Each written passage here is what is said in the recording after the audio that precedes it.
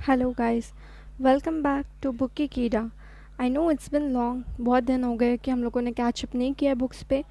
But trust me, ये जो book मैं पढ़ रही थी it was such a long book और मेरे पास टाइम थोड़ा कम था। बट मैंने कोशिश की कि जल्द से जल्द इसका एकदम शॉर्ट में आपको समरी बता पाऊँ। तो बुक का नाम है लीडरशिप बाय एग्जाम्पल।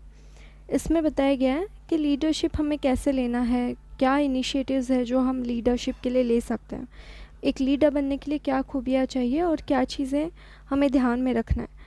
ये बुक है डॉक्टर संजीव चोपड़ा ने लिखी है with David Fisher. David Fisher एक जाना माना नाम है इस लीडरशिप, एम्प्लॉयमेंट, एंटरप्रेनर, ये सब चीज़ों में डेविड फिशर के काफ़ी महान महान बुक्स है जो कि आपको ज़रूर रीड करने चाहिए। उस पर भी मैं कभी ना कभी समरी बनाऊंगी, बट उनकी लैंग्वेज थोड़ी टफ़ है तो उन्हें सिंप्लीफाई करना बहुत हार्ड हो जाता है। बट मैं ज़रूर ट्राई करूँगी। अभी तो हम लोग ये बुक की बात करेंगे, leadership by example by doctor Sanjiv Chopra with David Fisher. The 10 की principles of all great leaders. ये जो लीडर वर्ड है, लीडरशिप, इसमें ही 10 चीज़ें इन्होंने बताई है। ये प्रिंसिपल्स हमें बहुत ध्यान में रखना चाहिए। Consist of 10 topics. लीडरशिप, ये वर्ड है LEADERSHIP। अब मैं आपको स्पेलिंग क्यों बता रही हूँ, क्योंकि ये जो 10 चीज़ें हैं वो इसी से आती हैं। L for listening, E for empathy, A for attitude, D for dreaming, E for effective, R for resilient, S for sense of purpose, H for humility, I for integrity, P for packing others parachutes. अब ये नाम तो बहुत बड़े बड़े हो गए, but इसमें क्या है, इन्हें समझने के लिए हम थोड़ा सा इसकी समरी में जाएंगे। To know more about Sanjiv and David you must buy the book. David Fisher और संजीव चोपड़ा की निजी ज़िंदगी और उनकी इंस्पिरेशन जानने के लिए आपको ये बुक पढ़नी होगी। काफ़ी लंबे पेज हैं और काफ़ी डेप्थ में उन्होंने बताया है और ये आपको ज़रूर काम आएगा। They have shared important persons from their life who push them towards better. उनका बैकबोन, उनके आजू बाजू के जो लोग हैं जिन्होंने उन्हें सपोर्ट किया, जिन्होंने उन्हें मोटिवेट किया, उनके बारे में भी उन्होंने काफ़ी लिखा है। Important, there are 30+ beautiful inspirational quote which you may write down. अब इस बुक में इंस्पिरेशनल कोट्स है, हर एक चैप्टर के साथ आपको हर 2 से 3 इंस्पिरेशनल कोट्स मिलेगा। जैसे 10 चैप्टर है तो मान लीजिए कि इसमें 3 से 4 हो गए, कभी 2 से 3 है, तो ऐसे आप देख लीजिए कि कितने सारे इंस्पिरेशनल कोट्स हैं। जो आपको पसंद है वो आप लिख के रखोगे ही। So if you need motivation just read them, लिख के रखो। अगर मोटिवेशन आपको चाहिए, कभी एकदम लो फील कर रहे हो, तो वो कोट्स को आप पढ़ सकते हो। कुछ उसमें से सिर्फ 4 कोट्स मैंने उठाए हैं स्टार्टिंग के, जो मैं आपको बताना चाहूँगी। होपफुली ये आपको मोटिवेट करेगा बुक रीड करने के लिए। True leaders move forward doing what they believe is correct. True leaders आगे जाते हैं और वो करते हैं कि जो वो बिलीव करते हैं, हाँ ये मैं सही कर रही हूँ या मैं सही कर रहा हूँ। आर नॉट कॉवर्ड और concern if any one is following. वो कभी भी ये नहीं सोचते कि मुझे कोई फॉलो करे, मेरे पीछे भीड़ है, मैं एक इन्फ्लुएंसर हूँ। ये चीज़ें वो नहीं सोचते। वो क्या सोचते हैं कि मुझे बस आगे बढ़ते रहना है, फिर मेरे पीछे एक चींटी हो या बहुत बड़ी 100 जनों की सेना हो, उससे फ़र्क नहीं पड़ता। क्योंकि अगर आप अच्छा काम करते जाए, आप अच्छे लीडर बने, तो लोग आएंगे, आपको फॉलो करेंगे।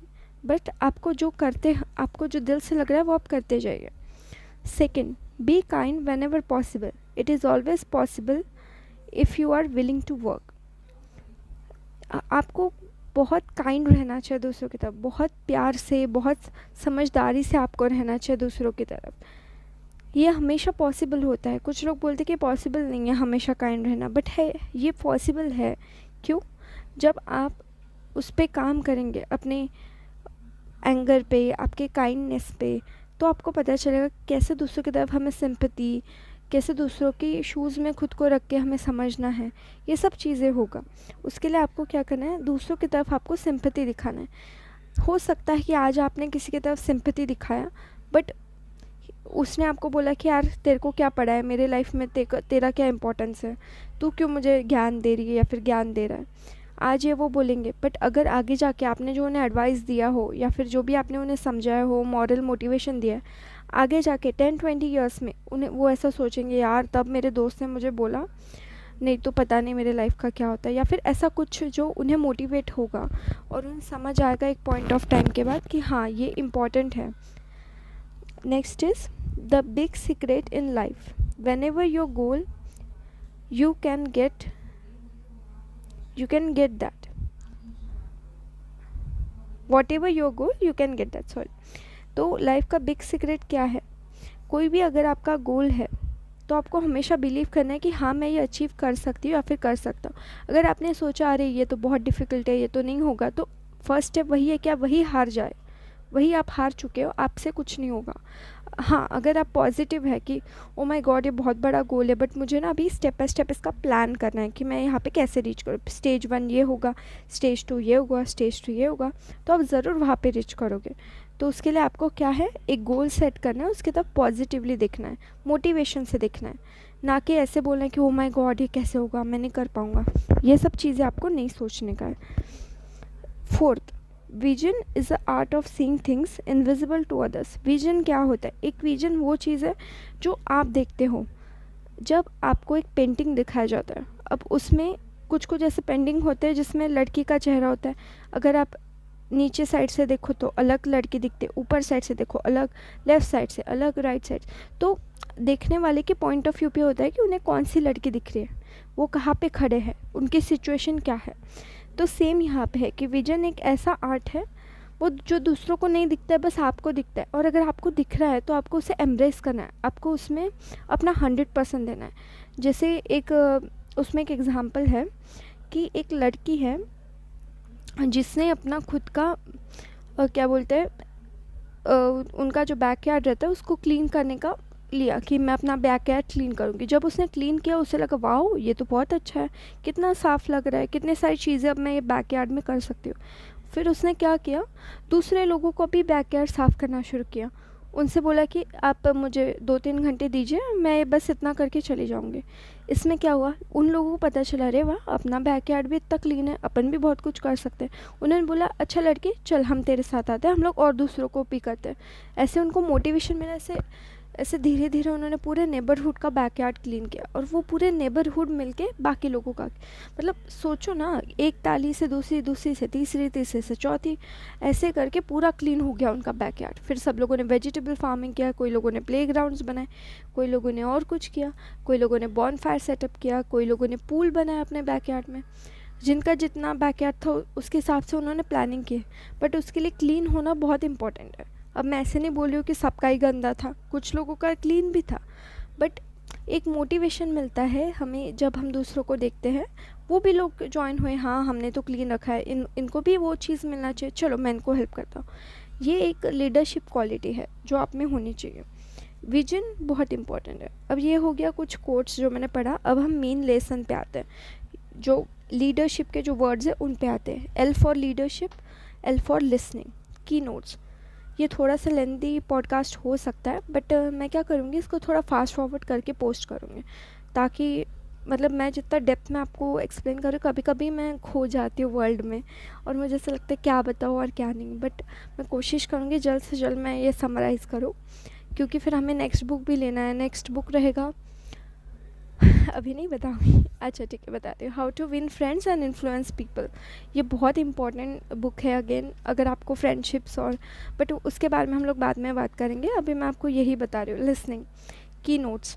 While reading this book, I put down some keynotes on the paper that I will be sharing with you now. जब मैंने बुक रीड की मैंने कुछ की नोट्स लिखे हैं जो मैं अभी आपसे शेयर करी हूँ, मतलब समरी।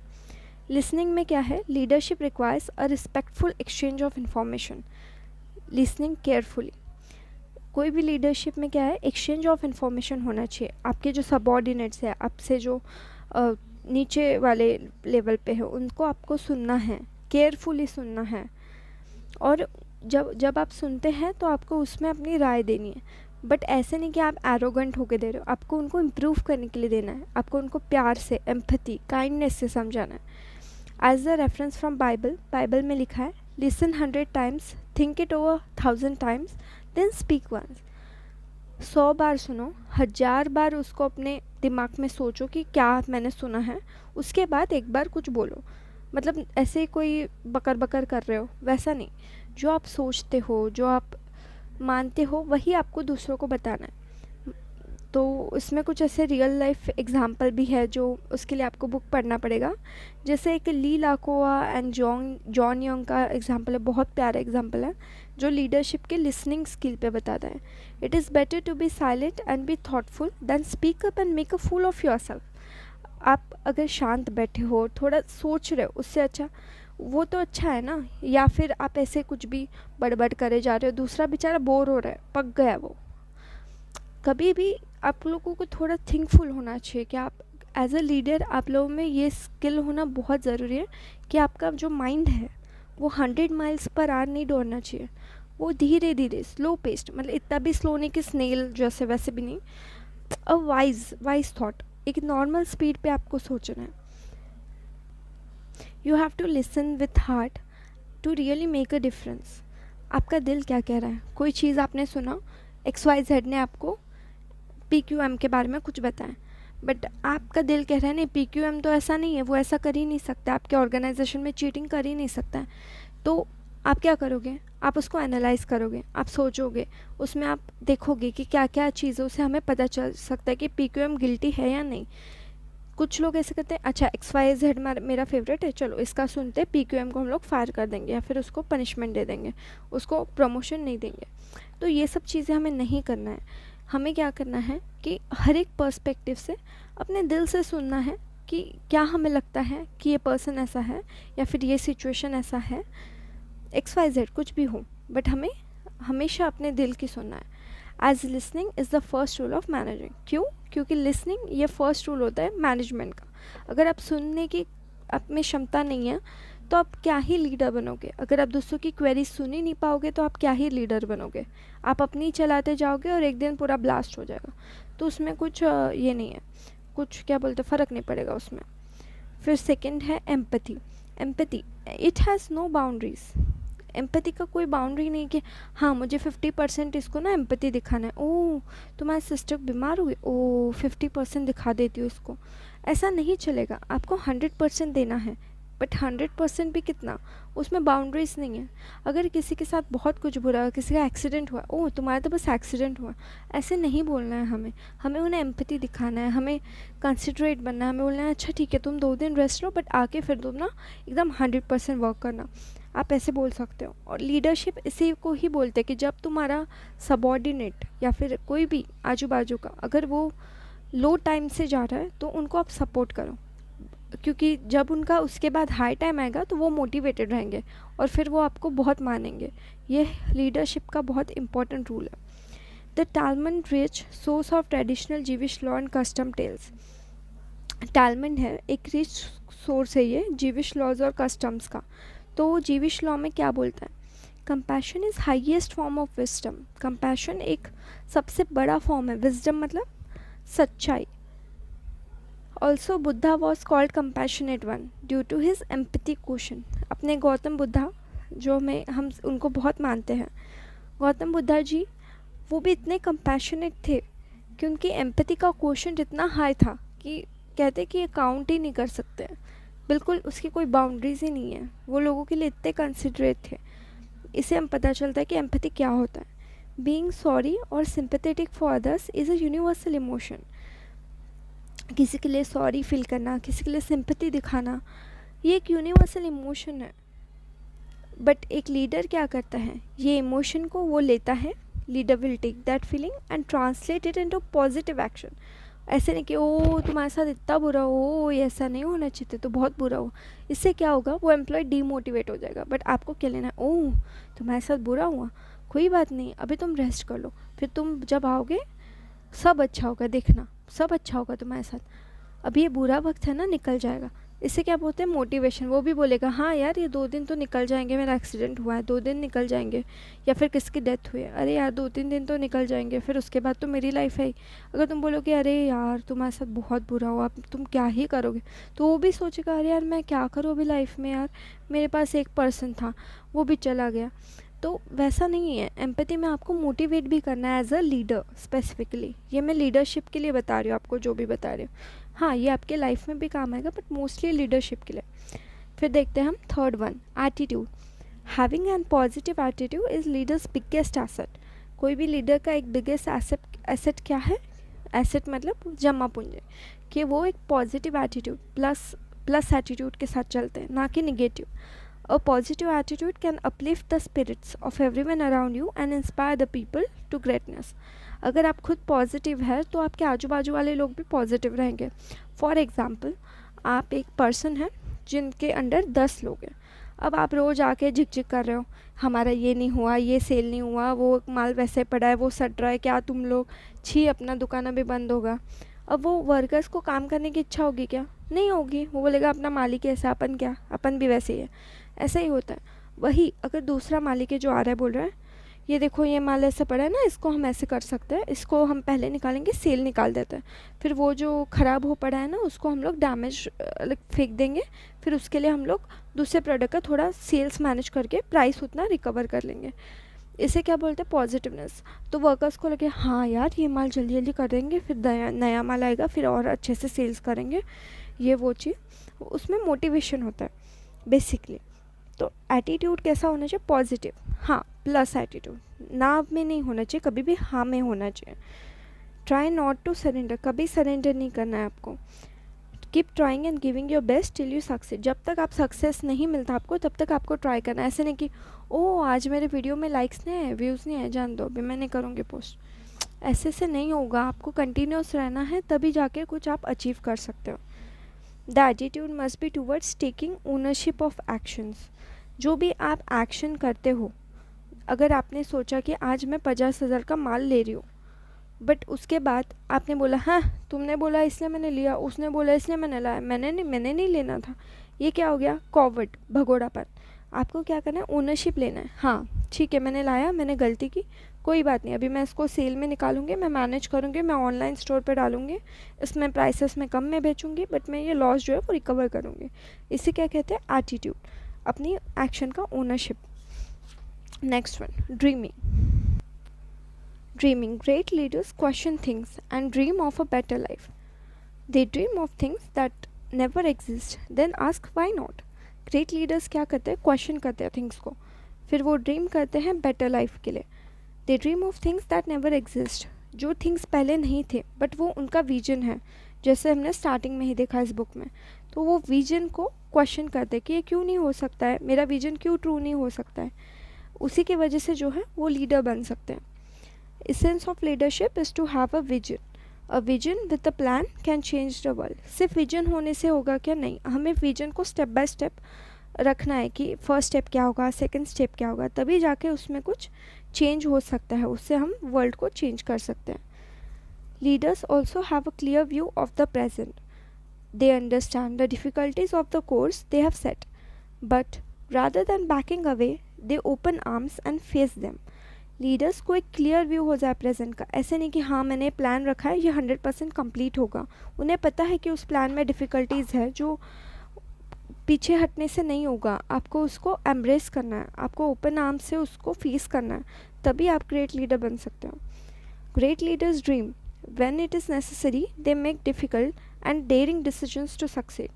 जब भी नेसेसरी हो, लीडर्स कभी भी बैक ऑफ नहीं करते, वो डिसीजंस लेते हैं जो बाकी लोगों को लगता है कि फुलिश है, बट अगर लीडर को खुद पे भरोसा है तो वो ज़रूर उसे सक्सेस कर सकता है। As a leader be willing to make decisions, be willing to fire.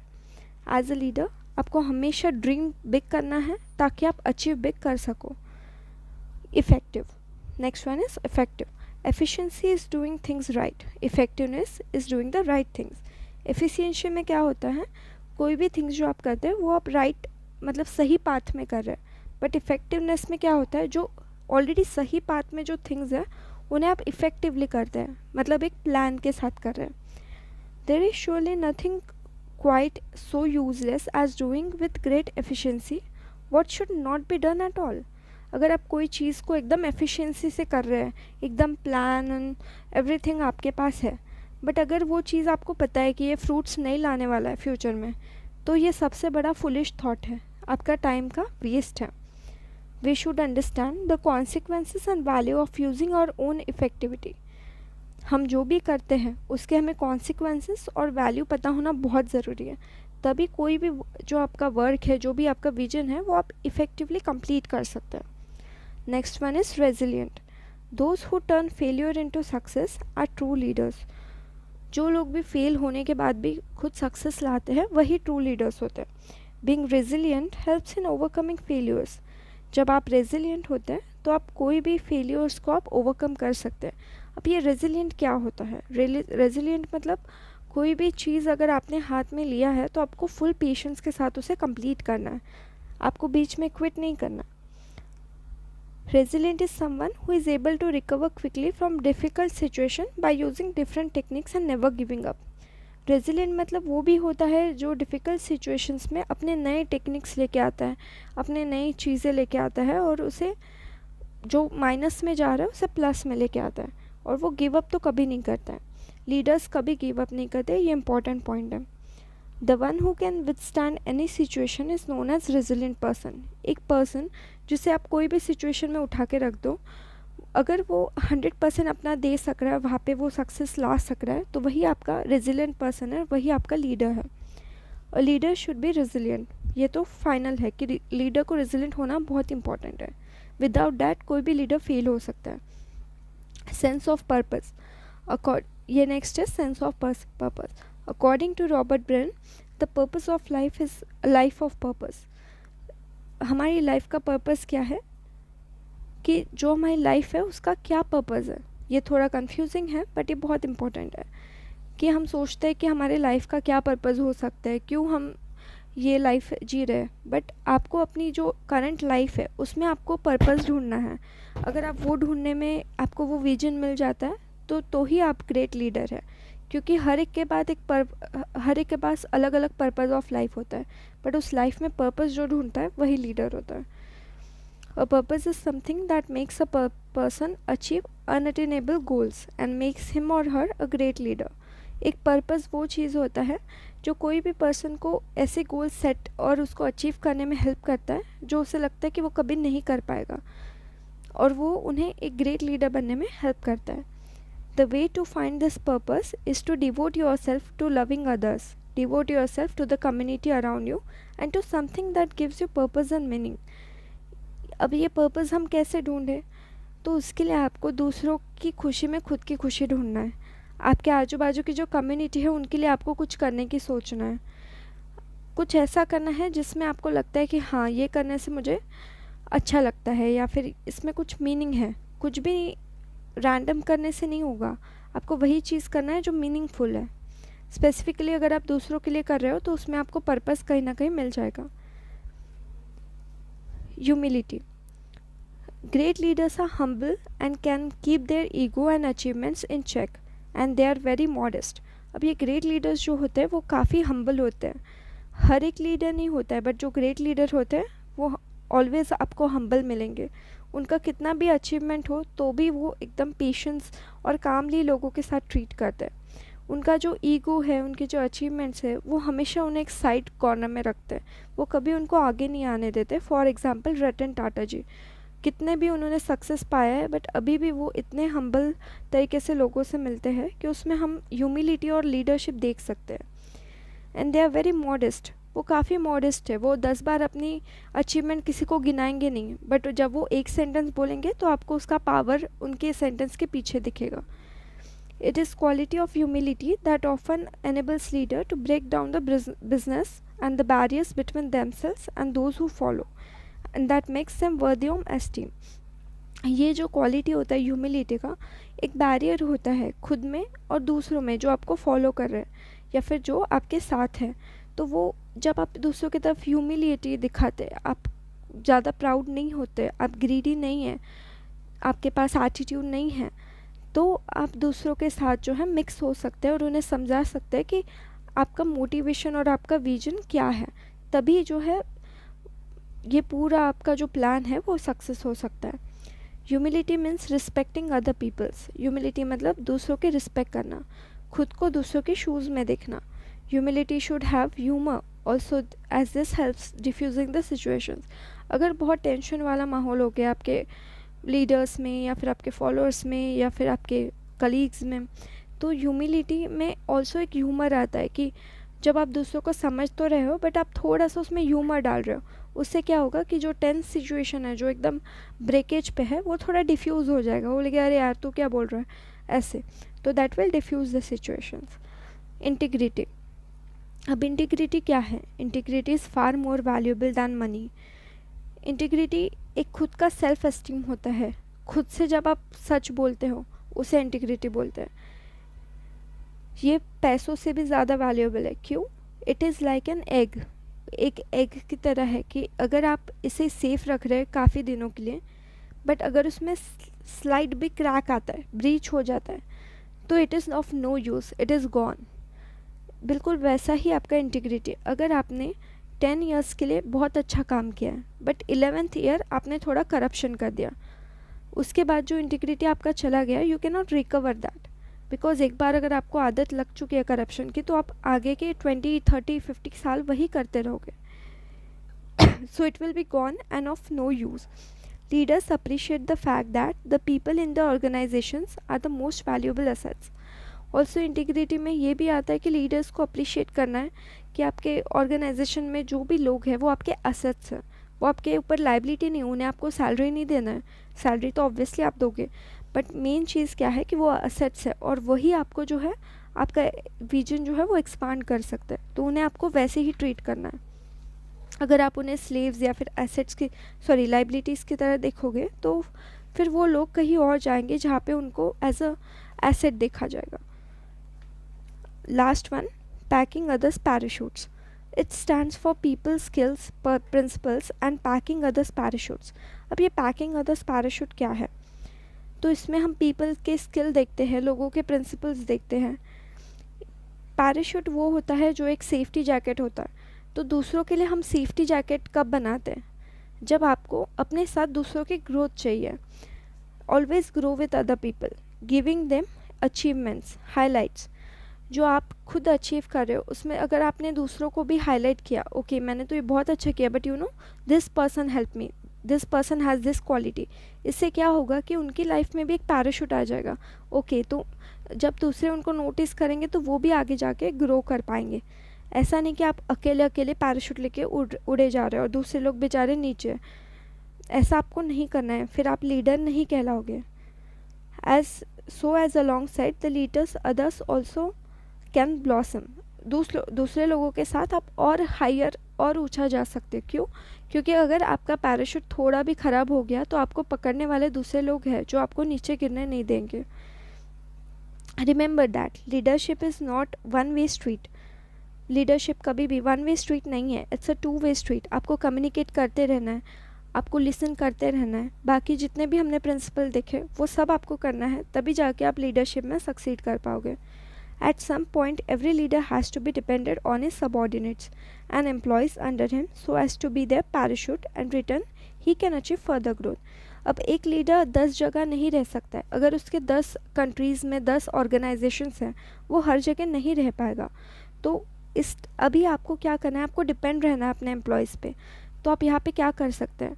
यहाँ पे आप कुछ नहीं कर सकते, बस आपको उनको सपोर्ट करना है और उनका पैराशूट देना है, ताकि वो आपको डिच करके दूसरे ऑर्गेनाइजेशन में ना जाए और आपके साथ वो भी साथ में ग्रो करते रहे।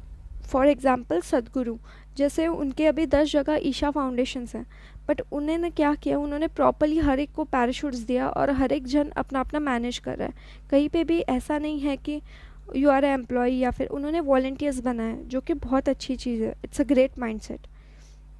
Leaders adhere to their principles. Leaders have to sacrifice more than anyone else.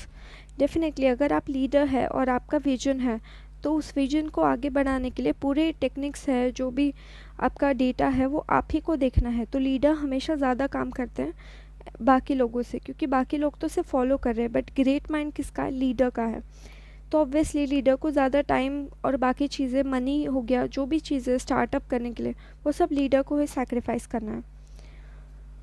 Then there is one note, everyone has these qualities, you just need to persuade that kind of thought and give it your all.